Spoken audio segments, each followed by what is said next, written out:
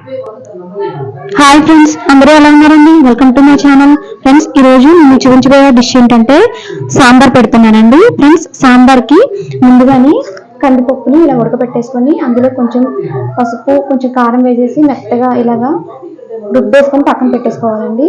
సాంబార్కి కావాల్సిన పదార్థాలు ఫ్రెండ్స్, చిన్న ఆనియన్ ఇలాగా చిన్నగా కట్ చేసుకొని పక్కన పెట్టుకోవాలి. అలాగే ఉల్లిపాయ ముక్కలు, పచ్చిమిర్చిని ఇలా కట్ చేసుకోవాలి. క్యారెట్ని ఈ విధంగా కట్ చేసుకోవాలి. టమాటాను కూడా చిన్న ముక్కలుగా కట్ చేసుకోవాలండి.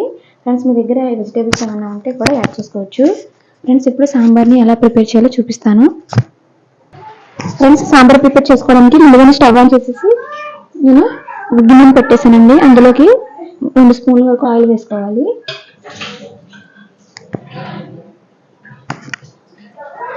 ఫ్రెండ్స్, ఆయిల్ కొంచెం వేడైన తర్వాత 1 స్పూను జీలకర్ర,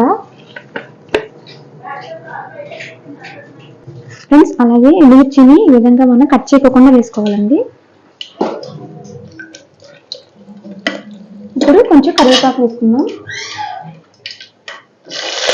ఫ్రెండ్స్, ఇప్పుడు దీంట్లోకి ఉల్లిపాయ ముక్కలు, పచ్చిమిర్చి ముక్కలు, అలాగే క్యారెట్ ముక్కలు కూడా వేసుకోవాలి. ఫ్రెండ్స్, అలాగే ఆనియన్ ముక్కలు కూడా వేసేసుకోవాలి. ఫ్రెండ్స్, ఈ ముక్కలు అనేవి బాగా మనకి నూనెలో ఫ్రై అవ్వాలండి. ఫ్రై అయితే మనకి సాంబార్ అనేది టేస్ట్గా ఉంటుంది.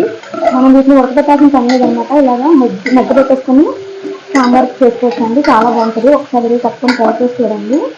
నేను కొంచెం మూత వేసేసుకొని బాగా మగ్గించుకున్నాం.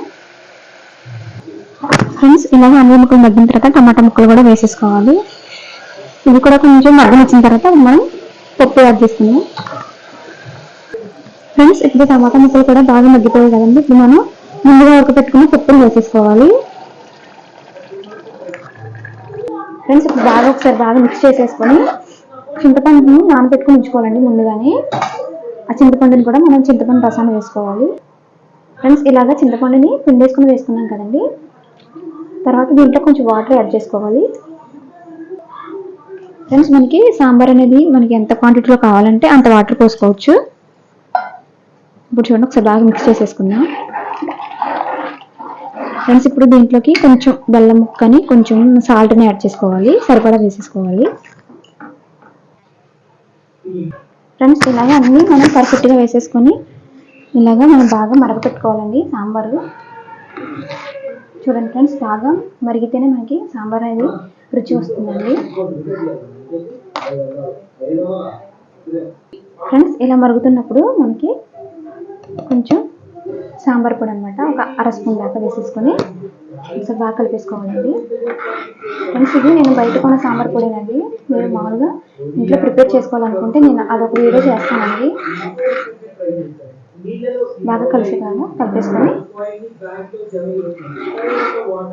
ఫ్రెండ్స్, ఇప్పుడు ఫైనల్గా కొంచెం కొత్తిమీర వేసేసుకొని స్టవ్ ఆఫ్ చేసేసుకొని నేను సర్వింగ్ బౌల్లోకి తీసేసి చూపిస్తానండి సాంబార్.